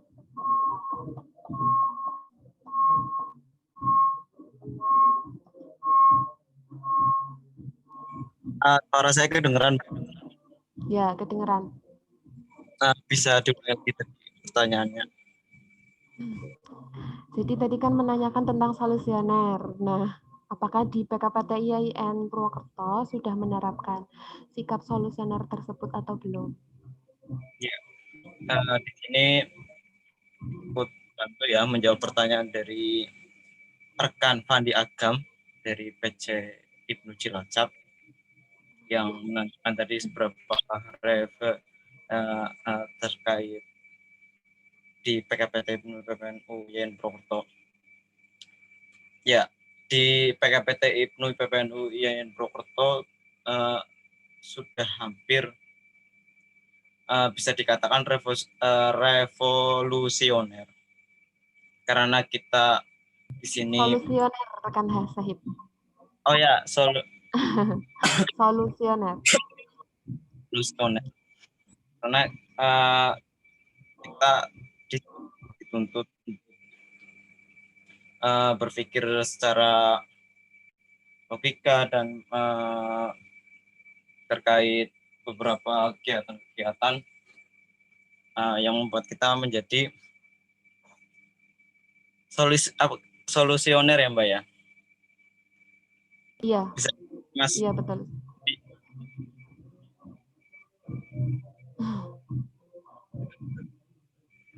Halo Mas Fandi. Halo. Yeah. Ya. Ada putus-putus. Oh iya, begitu Mas Fandi, dari rekan Syahid sudah menjawab. Sekarang saya pengen tahu jawaban dari rekan Nita Rohmah selaku Ketua PKPT PPNU. Kepada rekan Nita Rohmah dipersilakan.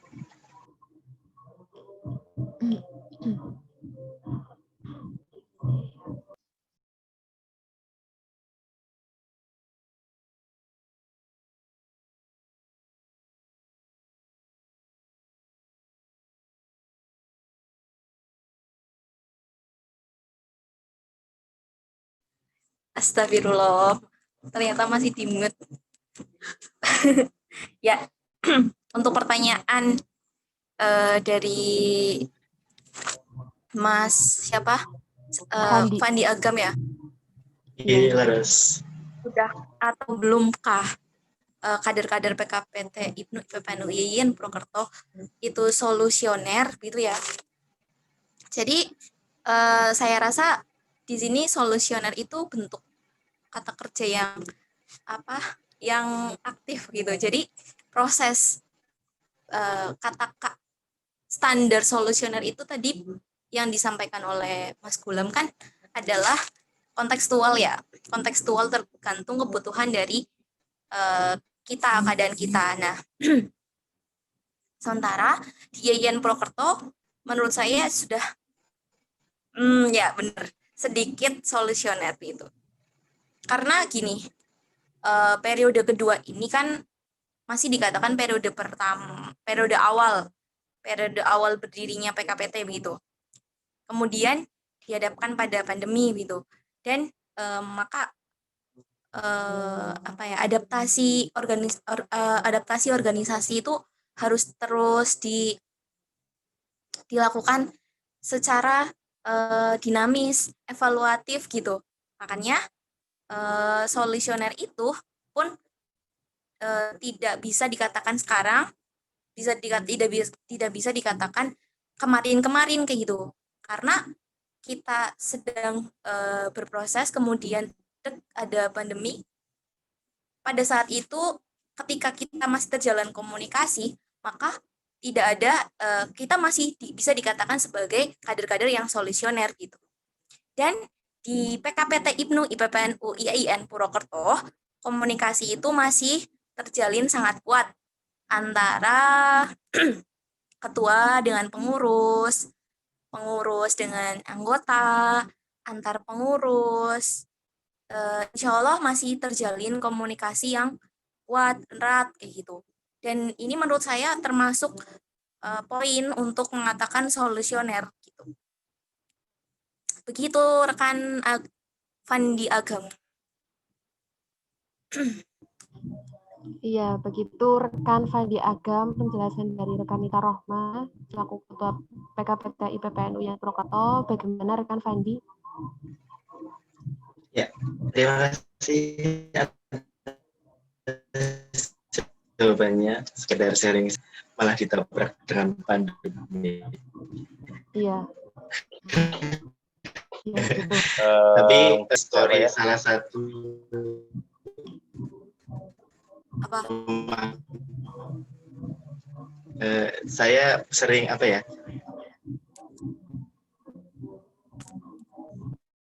Putus-putus ya.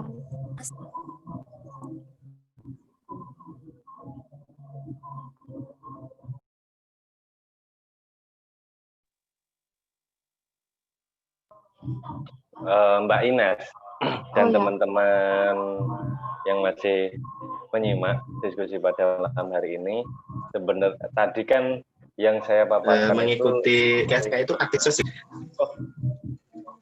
Kan jadinya ya mungkin rekan Fandi, Mas Fandi masih ngomong kendala ya? sinyal. Iya, terkendala sinyal mungkin. Jadinya suaranya terputus-putus.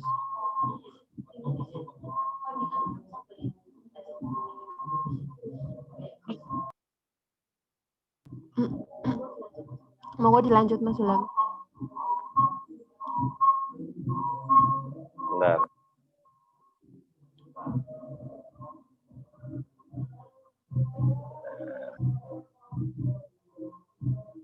Oh iya, udah di mute kayak si Fandi.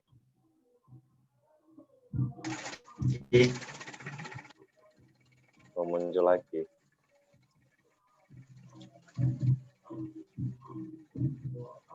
Salut buat PKPT Yayan Purwokerto.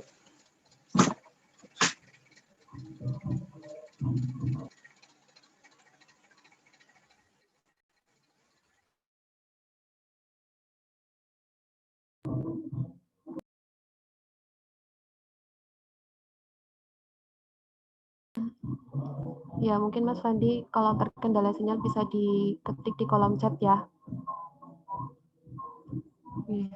Ya, siap. Monggo rekan Hulam tadi mau melanjutkan. Apa ini? Bahwa yang saya jelaskan di awal mengenai 5 paradigma yang harus ada di setiap mindset, setiap pemikiran dan tindakan teman-teman IPNU PPNU, khususnya di Yayan Purwokerto itu kan 5 yang sifatnya asasi, yang sifatnya filosofis. sebenarnya yang paling dibutuhkan, nah ini untuk contoh based on need yang paling dibutuhkan untuk teman-teman PKPT IPNU PPNU IAIN Purwokerto khususnya, dan teman-teman IPNU dimanapun berada, untuk yang menyimak ya, saya lihat ini ada pengurus PC Banyumas, Kang Hamdan, terus Departemen DKP PC juga Kang Agung Derajat, terus ini ada dari kawan jauh, kawan Purbalingga yang domisili di Jombang. Nah, ini yaitu adalah begini, yang dibutuhkan teman-teman pelajar itu yang pengurus harus peka terhadap ini ya, dan harus ditekankan adalah membangun paradigma bermedsos.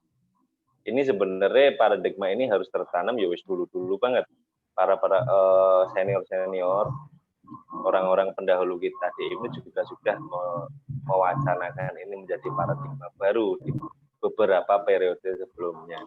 Tapi nyatanya secara eksekusi, secara implementasi, secara peranan dan pelaksanaan, secara pelajar bermedsos IPNU IPPNU memanfaatkan medsos hari ini dari sisi masivitas itu belum melambung tinggi, justru masih mengalami stagnasi.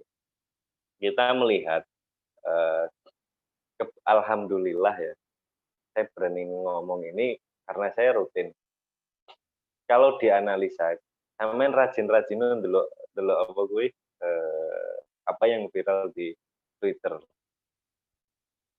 bahwa nek sampean bukan tipe orang yang suka bacaan Twitter, ya minimal sampean update news atau hal-hal yang bersifat hari ini.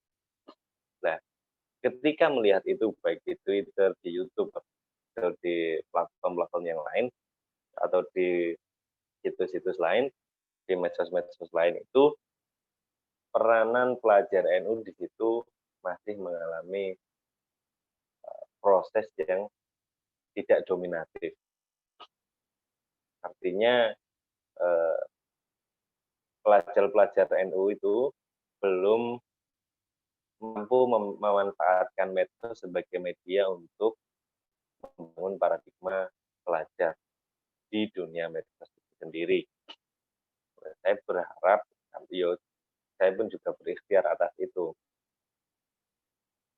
Di minimal konco-konco kuwi, rekan-rekan kita ketika bermedsos itu menjadi bagian dari metode sampean untuk membumikan Ahlus Sunnah wal Jamaah An-Nahdliyah, atau minimal membumikan IPNU IPPNU di kalangan orang-orang yang kontaknya yang Anda simpan atau yang saling follow sampean-sampean. Karena apa?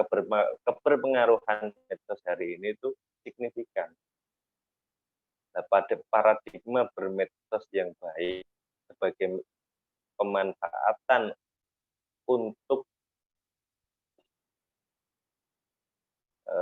media dakwah atau media packaging IPNU IPPNU itu perlu digenjot kembali.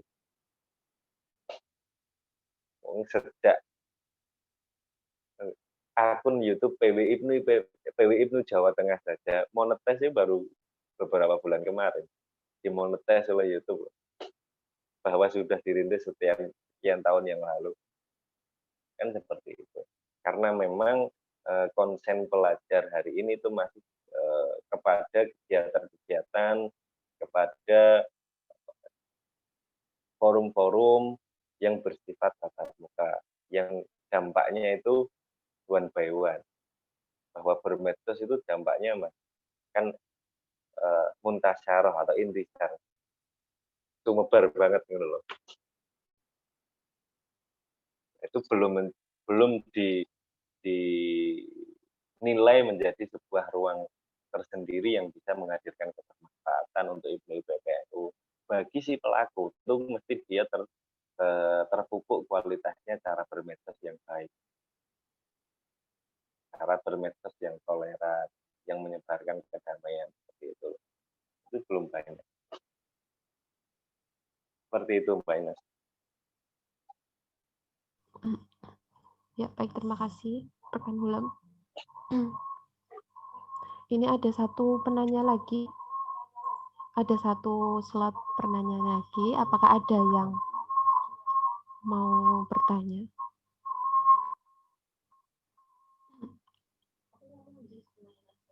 Iya, iya, iya.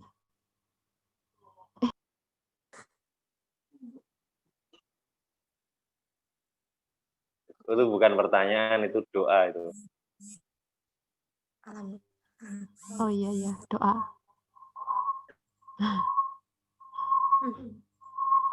Itu punten Mas Gulam,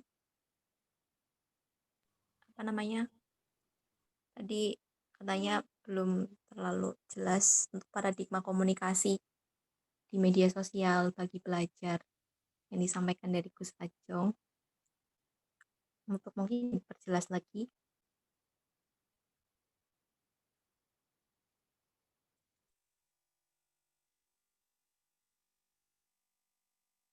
Kang Agung ini kan mengingatkan bahwa itu satu bagian penting yang harus ada paradigmanya ya untuk Pulau Panjenengan sebagai pelajar Nahdlatul Ulama.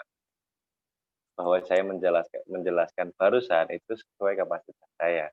Kalau memang itu belum jelas yang sebagaimana yang dimaksud seharusnya yang normatif oleh rekan Agung, monggo rekan Agung masuk untuk mewarnai diskusi kita pada malam hari ini.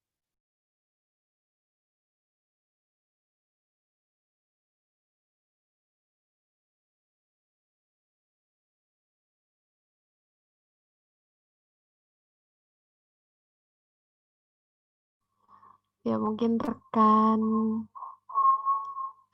Agung bisa dijelaskan gitu.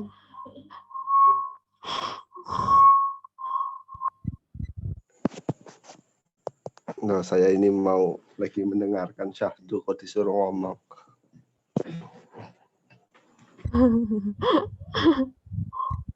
Karena Yonali juga ngoyong ngono. Apa namanya? Agak sedih. Mohon maaf lah pakai video ya, Bos. Saya lagi nongkrong soalnya teman-teman.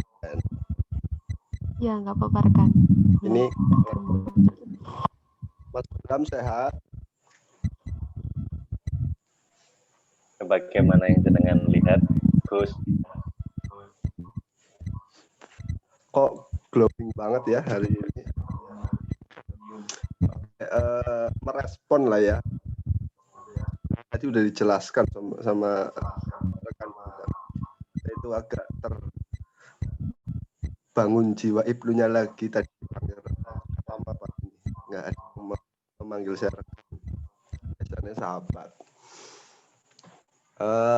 Terkait paradigma komunikasi di media sosial. Mungkin saya akan berangkat dari salah satu bukunya Tom Nicol ya. Judulnya itu The Death of Expertise. Nanti teman-teman Ibnu itu udah bisa searching buku itu. Katanya juga di tahun ini udah diterjemahin oleh Gramedia. Tapi itu buku The Death of Expertise, Gus.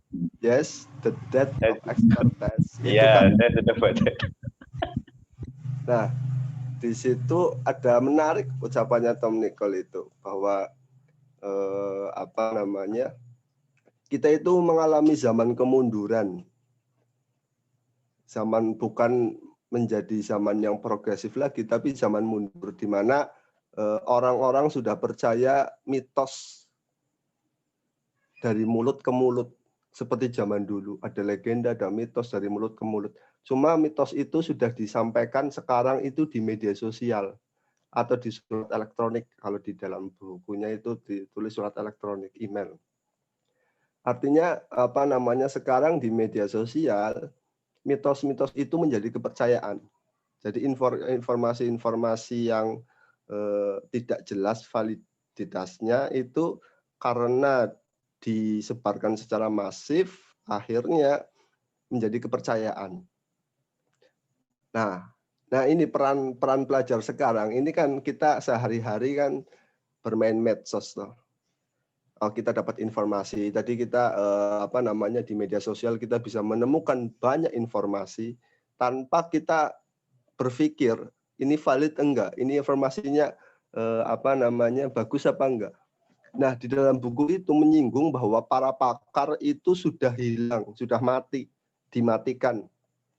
Jadi sekarang yang mengisi ruang-ruang medsos itu sebenarnya bukan para pakar, tapi orang-orang yang punya followers, punya influencer, punya buzzer yang banyak.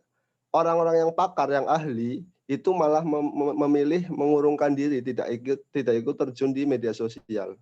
Nah, harapannya di IPNU PPNU, baik di PKPT atau di Ranting atau di PAC, mau ikut berkontribusi di media sosial.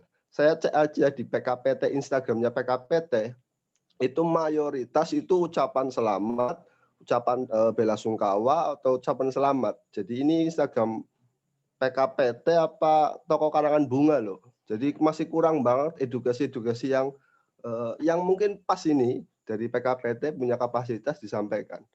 Kalau cuma ucapan selamat, ucapan bela sungkawa ini kan gak ada bedanya antara PKPT sama toko karangan bunga.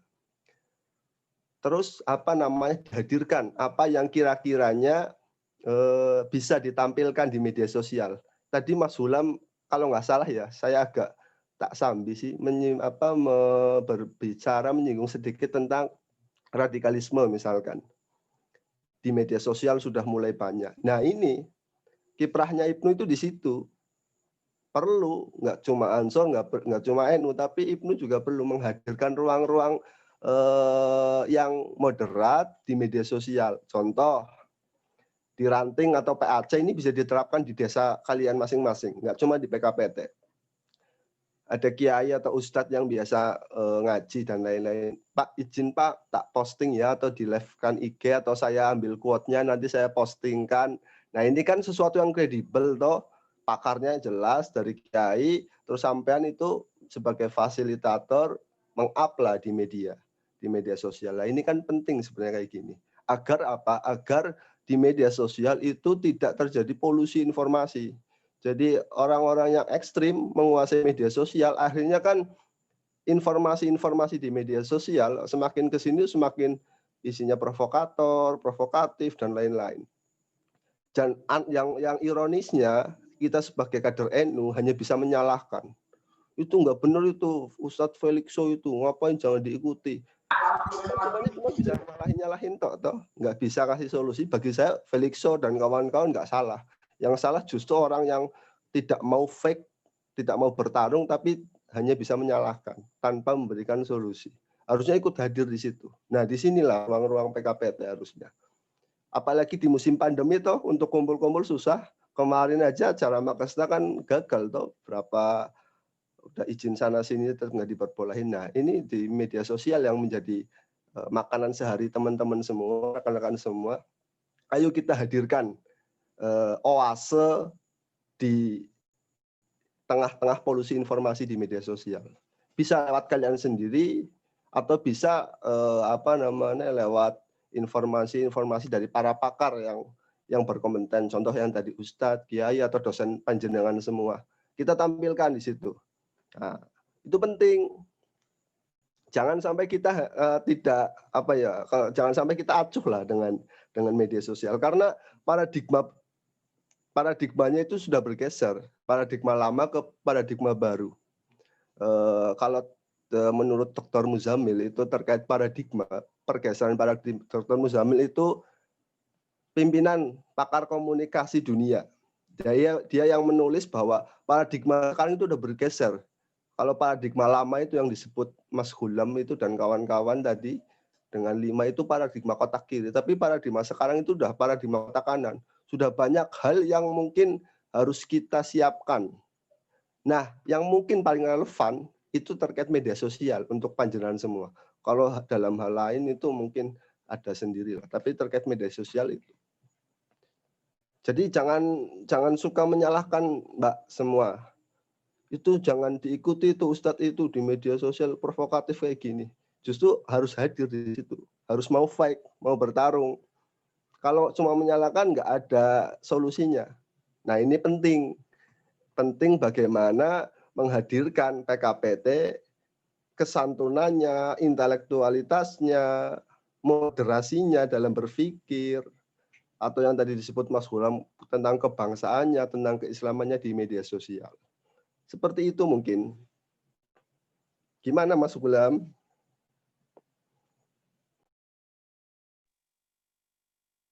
Siap. Jempol, Mas.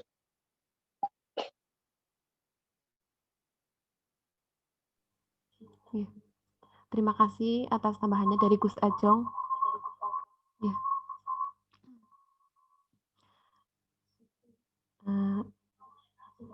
Masih ada pertanyaan atau kita akhiri? Sampai masih ada yang mau bertanya?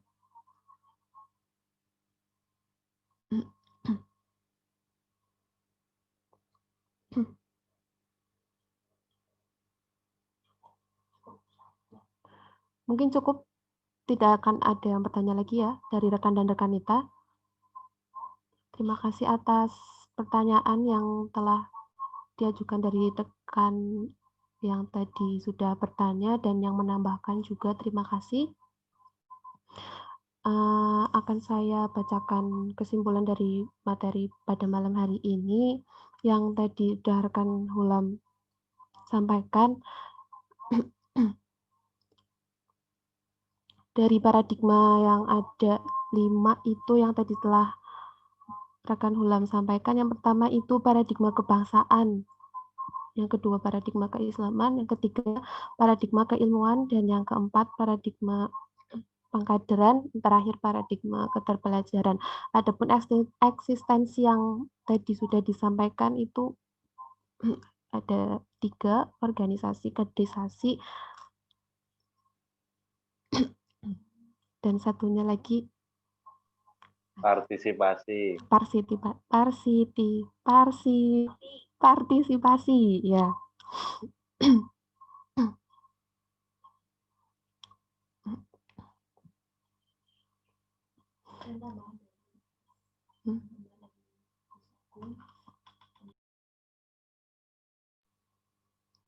Dan tambahan dari Mas Agung tadi paradigma komunikasi, ya begitu. Ya mungkin kita akhiri seminar pada malam hari ini. Terima kasih kepada rekan Hulam yang telah mengisi materi pada malam hari ini yang sangat luar biasa sekali, dan yang telah menambahkan tadi, yang telah bertanya dan yang telah berpartisipasi pada malam hari ini cukup banyak, 35, sekarang masih 35 orang yang ikut gabung. Terima kasih atas waktunya. Ya. Untuk seluruh peserta wajib di on kameranya. Nanti mau akan ada screenshot dari panitia. Ya, on cam semuanya.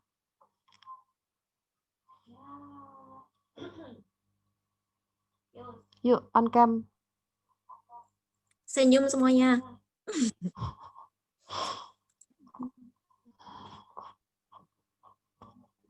Yuk, ada yang belum? Mana yang belum? Ayo. Oke. Ayo on cam, on cam. Rekan Alwi. Itu katanya Mas Ana mau bertanya itu. Siapa? Siapa yang mau bertanya? Mas Miftahul Anam dari Pixi. Oh. Karena sudah di mungkin nanti disampaikan di grup ya. Iya, nanti Japri. Karena acaranya sudah ditutup dan ini mau ada sesi screenshot. Jadi semua wajib on cam. Yang belum on cam Adi Nadine, Anggi, Assalamualaikum. Ellen. Yuk kita on cam yuk semuanya. Sudah ini sudah. Ya, oke. 1, 1, 2, 3.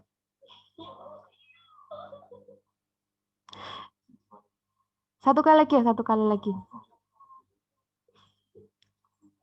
Ini yang nggak on cam nanti nggak kelihatan mukanya.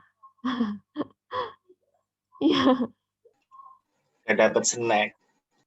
dapat snack. Ya, siap-siap ya. 1, 2, 3.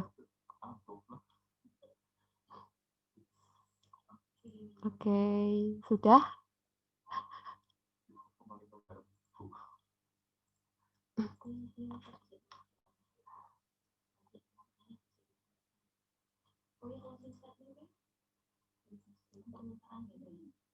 Apa? Ya nanti mungkin kalau ada yang mau bertanya lagi seperti tadi Mas siapa Khairul Anam ya?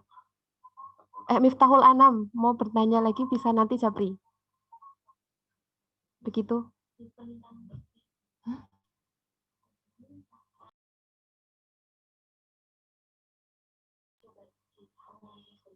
Ya, mungkin saya minta closing statement dari rekan Hulam. Tadi ada permintaan dari Muhammad Rizky untuk closing statement. Silakan kepada rekan Hulam. Untuk teman-teman IPNI PPNU dimanapun yang sudah gabung ataupun yang baru mau, lebih kompleks daripada sekedar membangun paradigma adalah menjaga persatuan dan kesatuan. Quran surat As-Saffat surat ke-61 ayat 4. Bismillahirrahmanirrahim. Innallaha yuhibbul ladzina yuqatiluna fi sabilihi shaffa ka'annahum bunyanun marsus. Allah itu mencintai mereka-mereka hambanya yang berperang.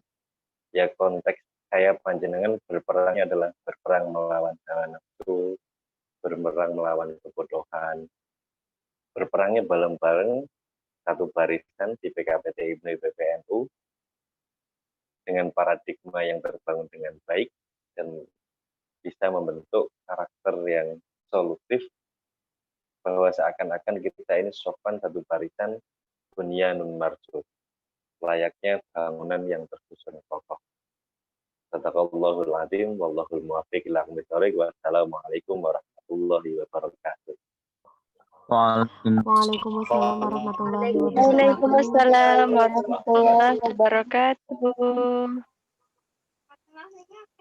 Ya, terima kasih kepada rekan Hulam dan semuanya yang sudah berpartisipasi pada malam hari ini. Dari saya sendiri mohon maaf apabila dalam memimpin seminar pada malam hari ini banyak kekurangannya, mohon maaf.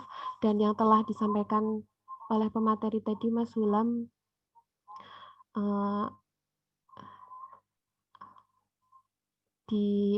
diresapi dan kalau bisa dilakukan atas materi-materi yang tadi yang sudah disampaikan. Ya, saya untuk peserta khususnya PKPT IPNI PPNU yang Purwokerto nanti untuk membuat notulensi dari materi pada malam hari ini. Nanti akan dikirim ke rekanita Rohmah atau rekanita Inas.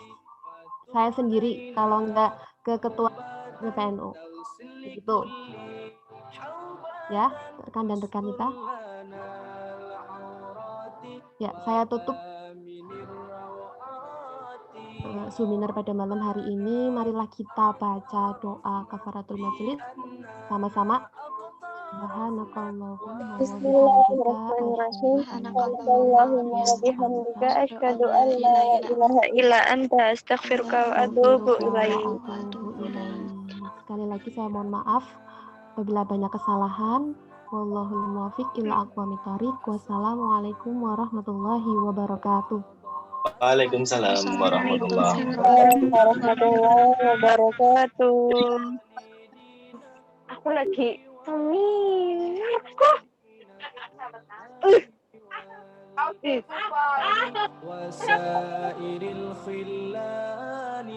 Yang lagi anak Rabbi wa mauludina wal ali wal ikhwani wasairil khillani ya Rabbana a'tarafna bi annana aqtarafna wa ananna asrafna ala lada asrafna ya Rabbana a'tarafna bi annana aqtarafna wa ananna asrafna ala lada asrafna